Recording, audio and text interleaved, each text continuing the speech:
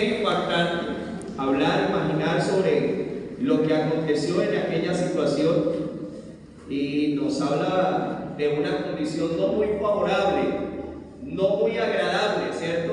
Vemos que el Señor le da una gran revelación al profeta y lo levanta en el medio de una situación caótica, en una condición no muy buena, porque el templo había sido destruido, la ciudad había sido quemada, ellos habían sido llevados a Babilonia. Y bueno, gloria a Dios, porque en medio de todas esas cosas y esas condiciones tenemos un Dios que en el medio de que los hombres muchas veces no son obedientes, no son juiciosos, pero tenemos un Dios que es grande en misericordia. Amén. Amén. Dios trabaja en los valles. Aquí vemos la visión del valle de los huesos secos, y es una revelación impactante sobre otros textos. El profeta Ezequiel fue llevado por el Espíritu de Dios a un lugar que parecía un cementerio al aire libre. Un valle de huesos humanos, no eran cuerpos recientes, eran huesos secos en gran manera.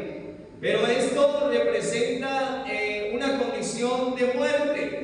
Este valle representa una condición de derrota. Este valle representa una condición de destrucción y representa también la desesperanza, ¿cierto? Esa era el significado o lo que correspondía, lo que el Señor le estaba mostrando al profeta Ezequiel. Pero Dios, en el medio de toda esta condición, lleva al profeta al valle, porque muchas veces los mayores milagros de Dios nacen en los lugares más muertos de nuestra vida. Amén. ¿Cuánto damos gloria a Dios? Nosotros vemos las cosas de una manera, pero Dios ve las cosas de otra manera. Nosotros vemos las dificultades como problemas, ¿cierto? Y el Señor las ve como oportunidades, ¿cierto? El Señor no está mirando como nosotros miramos, ¿cierto? El Señor a todo le saca provecho a algo. El Señor siempre busca la manera de que en el medio hasta de una enfermedad, en el medio de una desesperanza, en el medio de un abandono, en el medio de cualquier situación, por más fuerte que sea, ahí Dios se glorifica. ¿Sí? Y el Señor sabe manifestarse de una manera tan bonita que a veces nosotros no comprendemos. Nos gusta solo lo bueno, nos gusta ver solo lo agradable, pero resulta que al Señor le agrada llevarnos al valle, le agrada permitir que lleguemos a ese lugar, le agrada permitir que a veces pasemos momentos de dolor, momentos de escasez, momentos de angustia, momentos de separación. Oiga, y uno dice, ¿cómo así? Es que ¿por qué pasa? Mucha gente dice, ¿por qué le pasan cosas malas a la gente buena? ¿Cierto? Pero vemos que la raíz de todo eso es que el hombre no ha mantenido sujeto a la voluntad del Señor. ¿Sí? Muchas veces nos preguntamos por qué nos pasa esto o aquello, pero no nos damos cuenta de que nosotros mismos tenemos mucha acción en ello. David habló del valle de la sombra de la muerte, ¿cierto? José pasó por el valle de la cárcel. Pasaron por situaciones difíciles, ¿cierto? Pero en el medio de eso tenían un Dios grande que los estaba sosteniendo, porque el que nos sostiene a usted y a mí, mi hermano, en esta noche, no son nuestras fuerzas, son las fuerzas del Señor, que grande y misericordioso. Amén. El Señor pasó por el valle del sufrimiento. Antes de la resurrección, siempre antes de la victoria, siempre pasamos. A veces es necesario pasar por el fogón, a veces es necesario pasar por la rueda, es necesario que a veces nos triture, y a veces es necesario quitar eso que no nos sirve. Pero a veces no lo entendemos, nos lamentamos, nos sentimos abandonados, sentimos que tal vez Dios nos abandona, sentimos que ya no hay salida. Y los valles muchas veces son el escenario de esa intervención divina.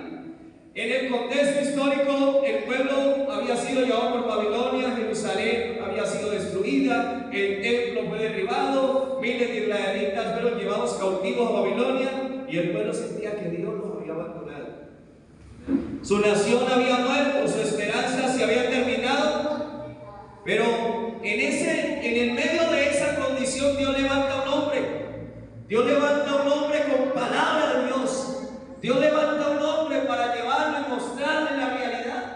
Y eso es lo que representan esos huesos, la realidad que a veces tenemos alrededor de nosotros, porque vivimos, a veces lo vemos y decimos, uy, no, es que eso allá es terrible, pero no nos damos de cuenta que vivimos muchas veces en el medio de un valle de muerte, en el medio de un valle de dolor, en el medio de un valle de desesperanza, pero aún así el Señor sigue levantando hombres para predicar su palabra, porque esto no vino para gente buena, esto no vino para gente sana, esto vino fue para los enfermos, para los necesitados, para los rebeldes, para los sodomitas, para los transgresores, para los secuestradores, para todas esas personas que habíamos pasado por encima de la voluntad de Dios.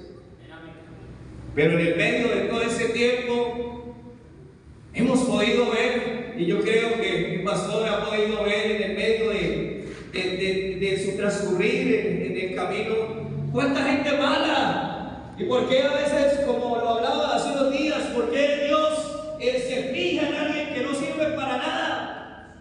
¿Por qué Dios mira al que no tiene nada que ofrecer? Porque este evangelio no se lo dieron a los de la NASA, ni a los universitarios, ni a los muy sabiosos. Se lo dieron a la gente que no sabía, muchas veces que estaba perdida. Porque el Señor es especialista en restaurar vidas.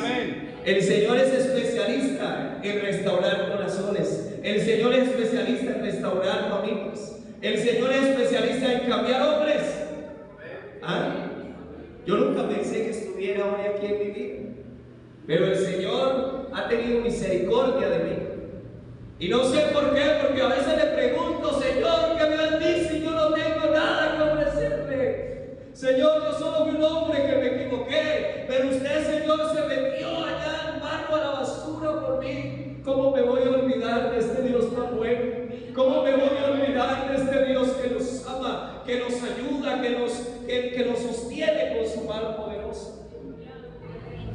Y Dios levantó a este hombre para dar ese mensaje. Israel no estaba muerto. Puede parecer muerto en ese momento, pero Dios tenía un plan. Y Dios muestra la realidad. La mano de Jehová vino sobre mí y me puso en medio de un valle lleno de huesos. Dios hace algo muy interesante. Primero muestra el problema. Dios no niega la realidad. Y los huesos estaban, tres condiciones de los huesos: esparcidos, abandonados y secos. ¿Sí? Esparcidos simboliza, ¿cierto?, la división y el alejamiento, ¿cierto?, y el abandono. Esto nos enseña que Dios no trabaja sobre ilusiones. Dios nos habla con la verdad. Dios hace cosas grandes. Antes de traer restauración, Dios muestra la condición real. Y muchos hoy viven en un valle espiritual.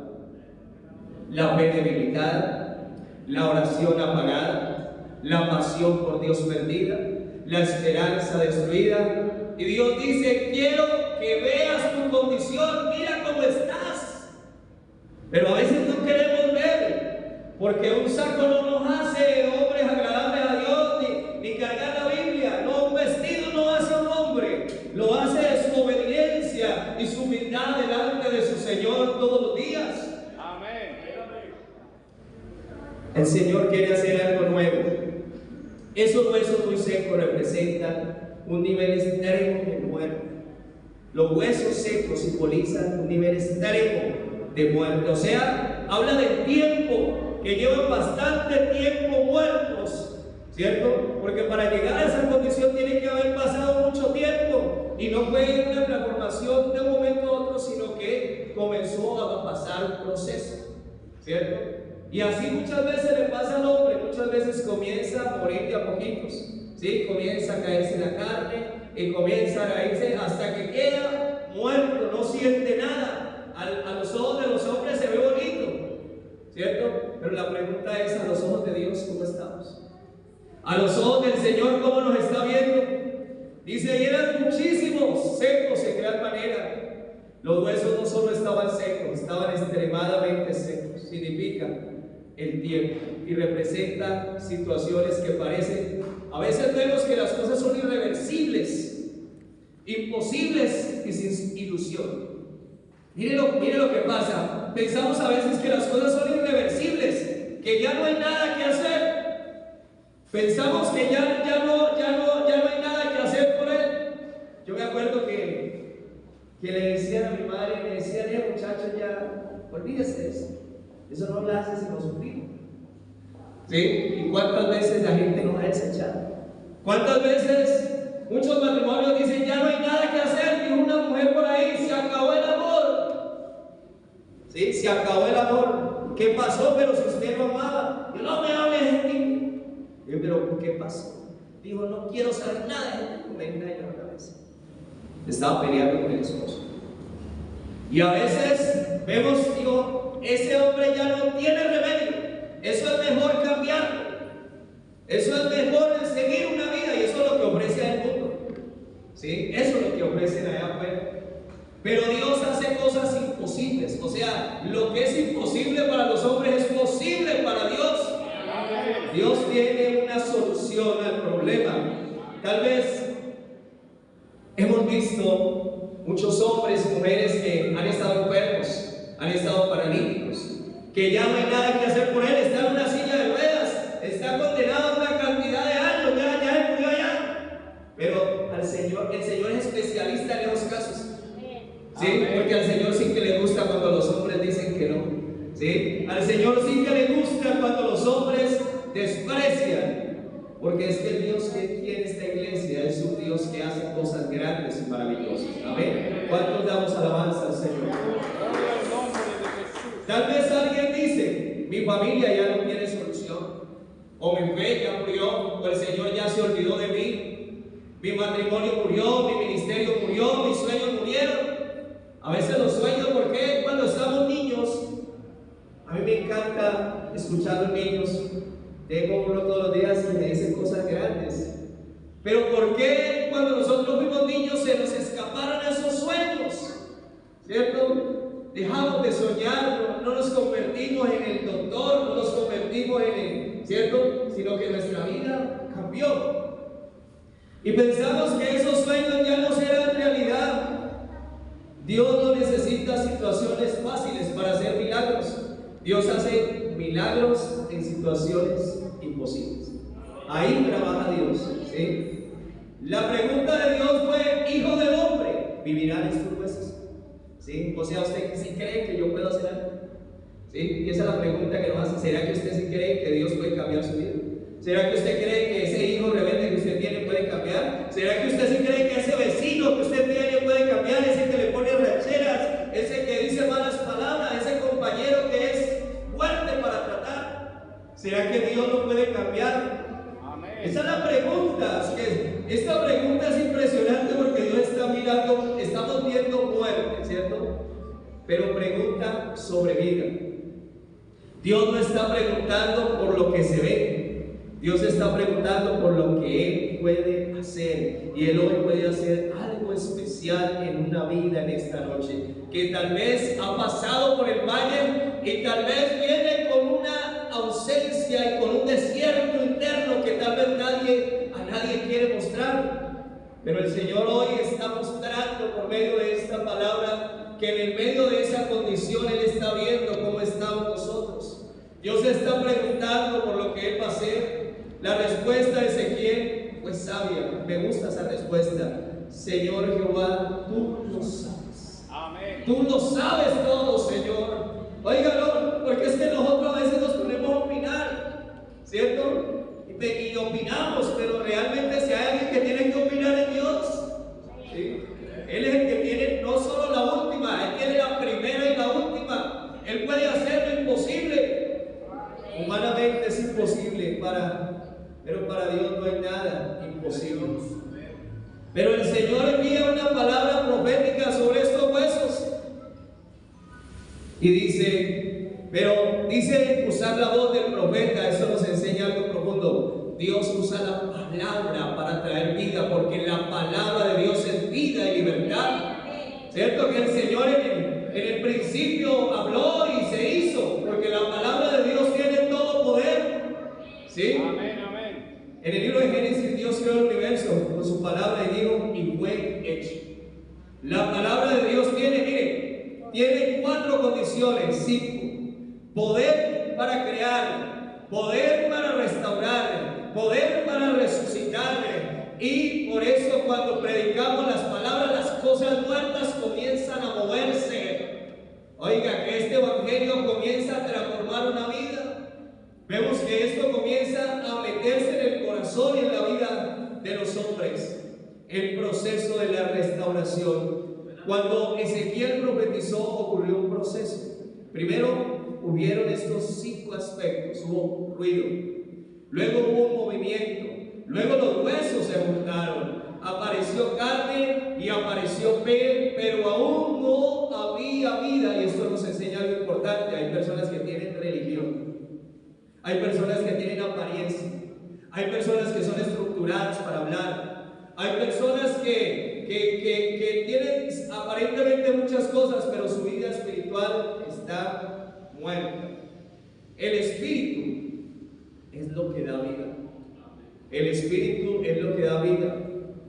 Habla de Ruach Benoah y habla de la palabra Ruach, que significa aliento, viento, espíritu de Dios. Cuando el espíritu entra en ellos, los huesos muertos se levantaron. Por eso nosotros lo único que nos hace ver bonito es el espíritu de Dios, ¿cierto? Porque al fin y al cabo somos solo polvo, ¿cierto? Pero el Señor es tan detallista que de ese polvo lo coge y le sopla aliento de vida y pone a mover ese barro y lo hace un ser único y irreemplazable como lo somos usted y yo, mi hermano. Oiga, porque no hay otro como usted. Sí, tal vez otro se parezca físicamente, pero intelectualmente solo Dios nos dio un sello único, como es Él. Únicos, por eso no hay otro igual. Sí, otro negrito así, no. Podrán haber negritos más finos, más bonitos, pero el Señor hizo así mi característica, mi vida, mi corazón, mis pensamientos, mis sentimientos, mis emociones, así como tú eres. Porque a veces nos sentimos como menos, porque otros a veces parecen más. Si sabemos que todos tenemos un sello auténtico que Dios nos dio, y eso nos lo dio el Señor por medio de su Espíritu. Y dice la palabra que cuando el Espíritu entró en ellos, los huesos muertos se levantaron y el valle se convirtió en un gran ejército. ¿Sabe de qué habla eso, hermano? Habla de que Dios nos está llamando no para ocupar la banca, Dios nos está llamando para servirle, porque aquí se está levantando un ejército divino, porque usted fue llamado, fue elegido por Dios. Usted fue elegido por el más grande, fuimos elegidos por el autor de la vida. ¿Sí? Por eso, ¿por qué volver atrás? Si sabemos que el que nos llamó fue el dueño de todas las cosas. ¿Sí? Y esto habla de la obra de Jesucristo. El Señor también vino en un mundo lleno de muerte espiritual, como había levantado Ezequiel. ¿Sí? Así también el Señor se manifestó donde había un pueblo que estaba muerto en delitos y pecados. Muertos. Oigan, ¿quién más se puede fijar en un muerto sino el Señor? ¿Quién se puede fijar en unos huesos? Que ya no hay nada. No, Señor, levanta otra generación, pero es que a Él le agrada. Dice, miren los huesos, lo que ya no hay nada por hacer por ellos. Pero esto habla de la pérdida, la falta de esperanza y la separación de Dios. Pero Jesús dijo, yo he venido para que tengan vida. ¿Sí? Esa fue la palabra de Dios. ¿Sí? Para eso Él vino. Para los que estaban muertos hoy tuviéramos vida. Para los que no teníamos esperanza tuviéramos hoy oportunidad. Para que hoy fuéramos nuevas criaturas, porque las cosas viejas pasaron. Hoy el Señor hace cosas nuevas. Pero vemos que lo sorprendente es que Dios no levanta solo la gente que está ahí, sino que comienzan todos con un debido proceso, y en ese proceso llega el momento de que están ya muertos, pero el Señor dice, necesitan es vida, y eso se lo doy yo, porque la vida no la da sino el Señor, y es de Él y por Él. ¿Cierto que sí? ¿Cuánto da gloria a Dios? Así como el Señor sopló sobre sus discípulos, porque así dice la palabra, que después de resucitar Él fue y sopló sobre ellos Espíritu Santo. Y aplica para hoy. Este valle representa muchas cosas en nuestra vida. representa relaciones, matrimonios rotos, relaciones que perdieron el amor, pero Dios hoy está restaurando. En la fe seca hay personas que dejaron de creer, pero Dios renueva la fe en esta noche. Hay sueños secos, personas que dejaron de soñar, pero Dios puede despertar hoy esos sueños. Pero el Espíritu Santo puede traer vida nuevamente. Dios no levanta personas, Dios levanta ejércitos. ¿Sí? Y aquí hay una brigada de ejército. ¿Sí? ¿Sí? Esta Cartagenita es una brigada de ejército. ¿Sí? El Señor no le complació llamarnos a otro lugar, tal vez por ahí en una isla. El Señor nos trajo aquí donde había necesidad, donde había ausencia, donde había trago. Mañana vaya usted a creer que esa mujer que hay al frente vende alcohol o se droga o esté escuchando este mensaje en esta hora, porque a la distancia llegan las palabras. Yo me acuerdo en un lugar de tristeza, pero a lo lejos escuchaba a unos hombres que todas las mañanas se levantaban con unos panderos a cantarle a Dios, y cantaban esos coros y yo me tapaba y yo decía, uy, no más. Pero allá el Señor estaba tratando conmigo. Así como hoy alguien que está a la distancia puede tratar con él. Hace un tiempo estaba en el trabajo, en la plaza, y todas las mañanas Dios nos daba la oportunidad de hacer un devocional en la mañana. Y llegué un día que no hice el devocional. Ese día llegué tarde y bueno, no se alcanzó a hacer el devocional. Y al otro día venían los abuelitos del hogar San José, que queda atrás de la plaza, ¿cierto? Que al lado del número de allá arriba. Y pues yo no me imaginé lo que ese día pasó. Me dijo una señora de esas, me llamó, me dijo, venga locutor, así, viejita, pero con arranque. Me dijo, venga locutor. Le dije, sí señora, ¿qué le puedo servir? Me dijo, usted ayer no hizo la palabra. Me dijo así. Me dijo así cuando me dijo, usted ayer no hizo la palabra. Usted no predicó ayer. Yo le dije, ¿por qué no? ¿Y usted cómo sabe? Digo, porque yo todos los días me siento en una ventana a escuchar cuando usted habla de Dios. Y le doy gracias a Dios porque eso me ha dado fortaleza ya. Siga predicando. A veces uno se cansa, hermano, pero no se da cuenta que Dios nos levantó en el medio de un mundo lleno de caos. Tal vez a veces nos da inseguridad. Tal vez decimos, no, toca llamar al pastor, toca llamar al líder de evangelismo, toca llamar a las Dorcas. No, quiero decirle que usted también se le entregó un fusil. ¿Sí? Porque es que cada uno está llamado a mantener en pie de batalla. Y las batallas acá no las podemos librar con los demás, sino tenemos que tener una conciencia todos los días de que todos los días que Dios me da la oportunidad es un día más para luchar, es un día más para servir, de que yo no sé en el camino quién me vaya a encontrar, pero voy preparado. ¿Sí? Alguien tal vez que usted vea muy bravo, pero necesita de Dios. Otro día estaba ahí mismo y el Señor me puso en mi corazón, no te quites la vida. Por allá a veces paraba la gente y se ponía a llorar en el andén. Yo seguía. Cuando a los días tenía muchos conflictos en el trabajo porque se anunciaba el evangelio y yo le dije al dueño, le dije, yo no quiero seguir más en voy a parar porque la verdad no me agrada que estén cumpliendo las cosas de Dios, me burla. Digo, eso es su decisión. ¿Quién lo mandó a ser evangélico? Fue la palabra que me dijo. ¿Quién lo mandó a ser evangélico? Oiga, eso fue como un recordé. Si había una señora ahí, me dijo, señora, hágame un favor, usted es el que por las mañanas predica acá. Le dije, sí señora. Digo, es que necesito hablar con usted urgentemente. Yo le dije, salgo a las 6 de la tarde.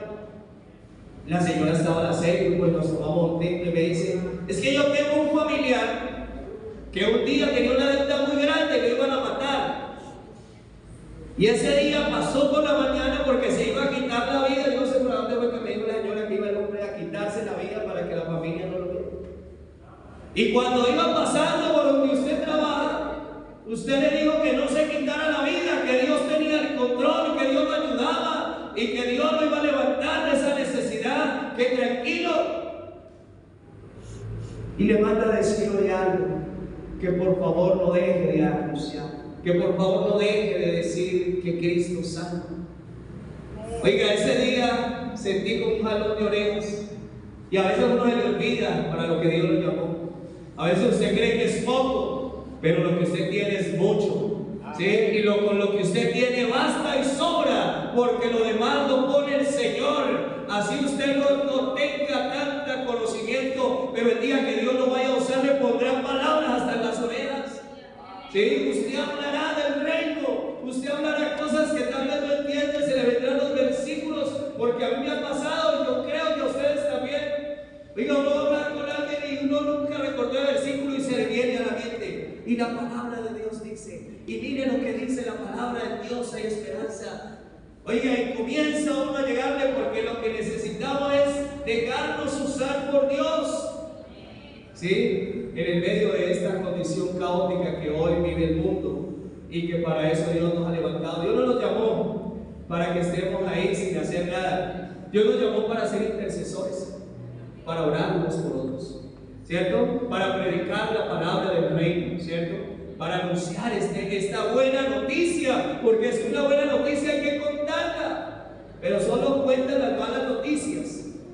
Pero las buenas noticias a veces los seres humanos las esconden, pero nosotros tenemos una noticia que no podemos callar, que no podemos parar, que tenemos que seguir anunciando. Aún así a ella, al que no quiera, aún así a aquel que lo deteste, aún así seguimos adelante haciendo la obra para la que Dios nos llamó. Amén. Hoy Dios está llamando a adoradores, hombres que expresen a Dios su agradecimiento y su reconocimiento al Señor.